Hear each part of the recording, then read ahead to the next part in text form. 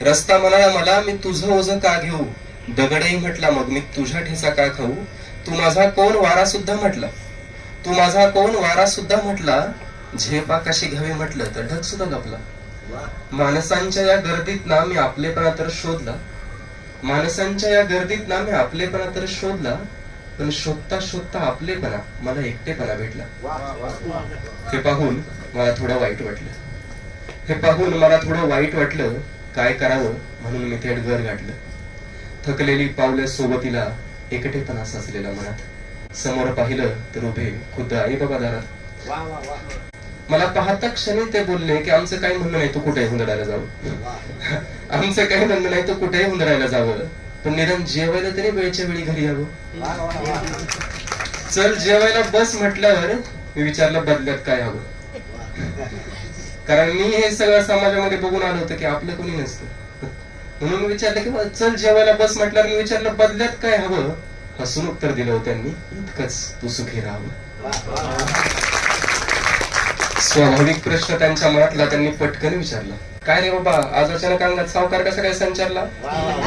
नाही म्हणजे पोरग आदल्या बदल्यात काय हवं विचारायला लागलं. म्हणून मी त्यांना सगळं सांगितलं मी त्यांना. दगडालाही ठेच नको माझी, घ्यायचा रस्त्यालाही भार नाही.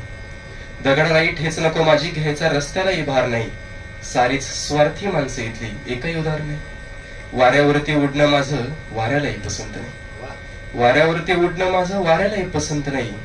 आपलेपणा वाटेल असं एकही नातं जिवंत नाही. आई बाबा तुम्हीच कसं असं निस्वार्थी प्रेम करता, आई बाबा तुम्हीच कसं असं निस्वार्थी प्रेम करता. आई बाप तर बनता वरून देवही बनता.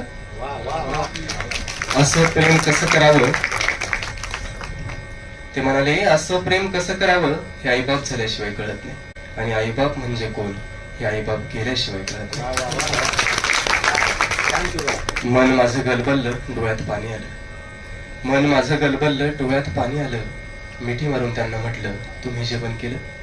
माझ्या विचाराने त्यांना जरा बरं वाटलं, माझ्या विचाराने त्यांना जरा बरं वाटलं. डोळ्यात साचलेलं डबकं डोळ्यातच आटलं.